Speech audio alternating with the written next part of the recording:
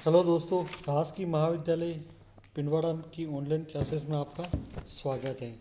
आज हम पढ़ेंगे लोकतंत्र एवं प्रशासन, लोकतांत्रिक प्रशासन के लक्षण। ठीक है, तो सबसे पहले हम पढ़ेंगे लोकतांत्रिक प्रशासन के लोकतंत्र के कुछ अर्थ एवं कुछ परिभाषाओं के बारे में हम पढ़ेंगे। तो जैसा कि आप जानते हो कि लोकतंत्र किसे कहते हैं, तो लोकतंत्र की एक सामान्य परिभाषा है जो अब्राहम लिंकन ने दी थी। जनता के लिए जनता द्वारा शासन। ठीक है, ये तो एक सामान्य परिभाषा है जो सब जगह हम पढ़ा जाता है, जिसमें उन्होंने लिखा था लोकतंत्र शासन का वह रूप है जिसमें जनता का जनता के द्वारा और जनता के लिए शासन होता है। ठीक है, तो लोकतंत्र शब्द के अर्थ की बात करें तो लोकतंत्र शब्द संस्कृत शब्द लोक से बना है, तो लोक और तंत्र से मिलकर बना है। तो लोक का अर्थ होता है जनता और तंत्र का अर्थ होता है शासन, और इसका पूरा शाब्दिक अर्थ हुआ है जनता का शासन। और लोकतंत्र को अंग्रेजी में डेमोक्रेसी कहते हैं, जो ग्रीक भाषा के डेमोक्रेटिया से बना है। तो डेमोस यानी जनता, क्रेटिया यानी शक्ति या शासन से है। तो कुल मिलाकर लोकतंत्र का सीधा साधा अर्थ है जनता का शासन। अगर इसकी परिभाषा की बात करें तो बहुत से लोगों ने इसकी परिभाषा दी है। तो इसमें एक सर कार्ल रेमंड ने एक परिभाषा दी थी कि लोकतंत्र जनता द्वारा शासकों पर नियंत्रण का एक अवसर है जिसमें बिना क्रांति या आंदोलन के शासकों को सत्ता से बेदखल किया जाता है। तो ये तो सामान्यतः लोकतंत्र का अर्थ है, कुछ परिभाषा हुई है, और भी आप अपने हिसाब से इस परिभाषा को बना के इसमें लिख सकते हैं। तो यहाँ मुख्यतः जो सब्जेक्ट का टॉपिक है कि लोकतंत्र के लोकतांत्रिक प्रशासन के प्रकार कौन कौन से होते हैं, लोकतांत्रिक प्रशासन के प्रमुख प्रकारों को समझाइए। तो लोकतांत्रिक प्रशासन के प्रकार को मुख्यतः दो भागों में बांटा गया है, प्रत्यक्ष लोकतंत्र और अप्रत्यक्ष या प्रतिनिधि लोकतंत्र। इनके बारे में पहले भी हमने पढ़ा था। प्रत्यक्ष लोकतंत्र से क्या तात्पर्य होता है, जिसे डायरेक्ट डेमोक्रेसी भी कहते हैं, कि इस प्रकार के लोकतंत्र में शासन का निर्णय जनता द्वारा जनमत संग्रह द्वारा किया जाता है। शासन की नीति निर्धारण, कानून को बनाना, प्रशासनिक अधिकारियों की नियुक्त करने जैसे कार्य प्रत्यक्षतः जनता से पूछकर किया जाता है। इस प्रकार का शासन प्राचीन काल में भारत में वज्जी संघ में तथा प्राचीन ग्रीक नगर राज्यों में पाया जाता है। और अपने पहले पढ़ा था कि वर्तमान में स्विट्जरलैंड के 5 कैंटनों और मेक्सिको के कुछ क्षेत्रों तथा रोजाओं में इसी प्रकार की शासन प्रणाली पाई जाती है। प्रत्यक्ष लोकतंत्र का सबसे बड़ा वर्तमान में उदाहरण है स्विट्जरलैंड के 5 कैंटन यानी कि शहर को कहते हैं। ठीक है, जिन देशों की जनसंख्या कम होती है, आकार कम होता है, वहाँ प्रत्यक्ष लोकतंत्र पाया जाता है। दूसरा है अप्रत्यक्ष या प्रतिनिधि लोकतंत्र। संसार के अधिकांश देशों में यही इसी प्रकार का लोकतंत्र पाया जाता है।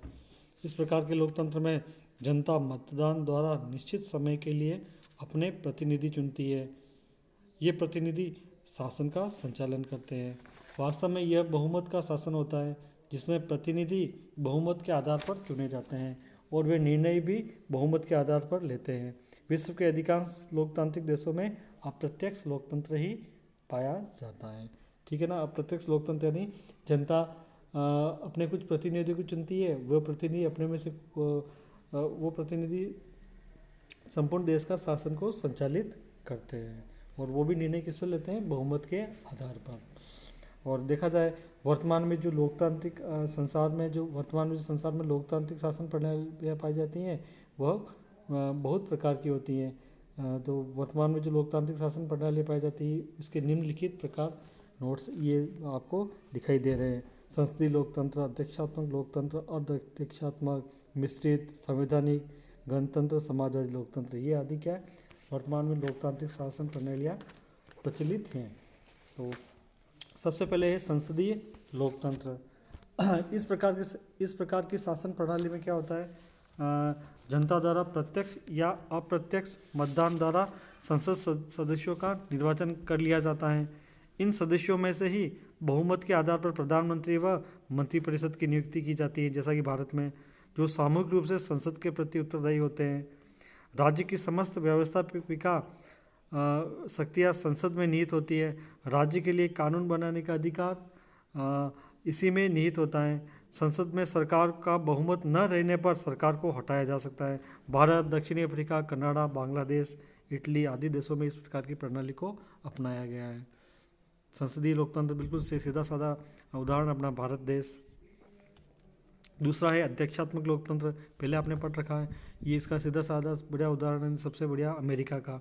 अध्यात्मक शासन प्रणाली में जनता द्वारा प्रत्यक्ष मतदान द्वारा राष्ट्रपति या राष्ट्र के प्रमुख को चुना जाता है। यही राज्य व सरकार दोनों के प्रमुख के रूप में कार्य करता है। राष्ट्र प्रमुख व उसकी मंत्रिपरिषद दोनों व्यवस्थापिका के प्रति उत्तरदायी नहीं होती हैं तथा शक्ति पृथक्करण का सिद्धांत लागू होता है, जिसमें व्यवस्थापिका व कार्यपालिका की शक्तियों में स्पष्ट विभाजन पाया जाता है।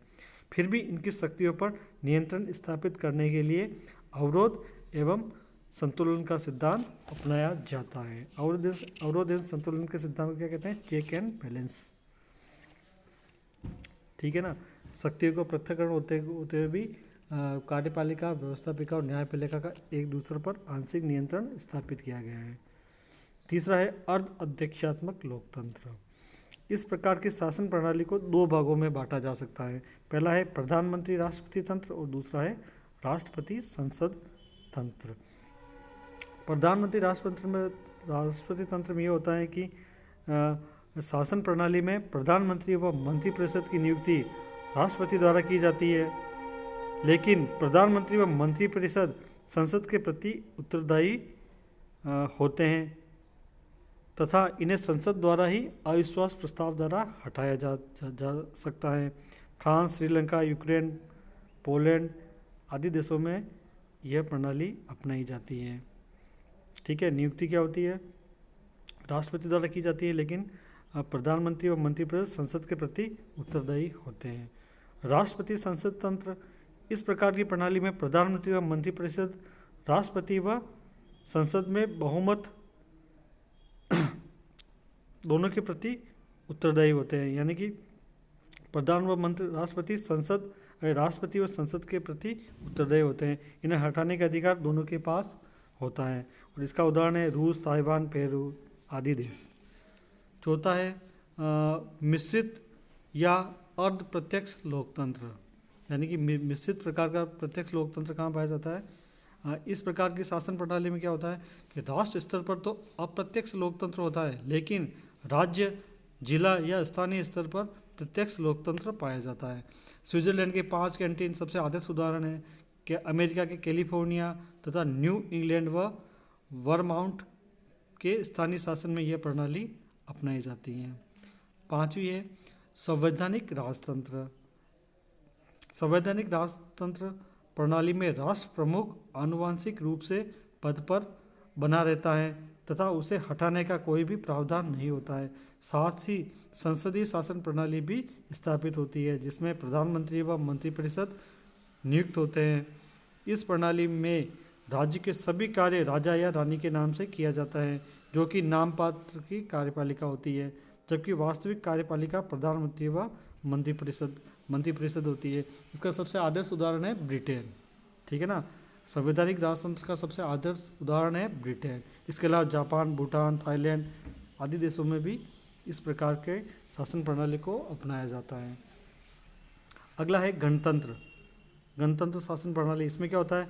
गणतंत्रात्मक शासन प्रणाली में राष्ट्र प्रमुख का निर्वाचन प्रत्यक्ष या अप्रत्यक्ष रूप से जनता द्वारा एक निश्चित कार्यकाल के लिए किया जाता है तथा राज्य का कोई भी नागरिक जो इस पद के लिए निर्धारित योग्यता रखता है, इसके लिए दावेदारी कर सकता है और निर्वाचित होने पर पद धारण कर सकता है। यह स्थिति राज्य के सारे सार्वजनिक पदों के लिए होती है। संयुक्त राज्य अमेरिका, भारत, श्रीलंका, मेक्सिको आदि देशों में इसे अपनाया जाता है। यानी कि राष्ट्र का प्रमुख क्या होता है? निर्वाचित होता है, न कि मनोनीत, जैसा कि ब्रिटेन में। राष्ट्र प्रमुख को हमेशा प्रत्यक्ष या अप्रत्यक्ष रूप से जनता द्वारा चुना जाता है। इसको क्या कहते हैं? गणतांत्रिक शासन प्रणाली। अगला है ये समाजवादी लोकतंत्र। ठीक है। अगला है समाजवादी लोकतंत्र। समाजवादी लोकतंत्र में क्या होता है? इस प्रकार के शासन तंत्र में अध्यक्षात्मक या संसदीय शासन प्रणाली होती है। परंतु सत्ता व अधिकारों का केंद्रीकरण पाया जाता है। ठीक है, अत्यधिक केंद्रीकरण पाया जाता है।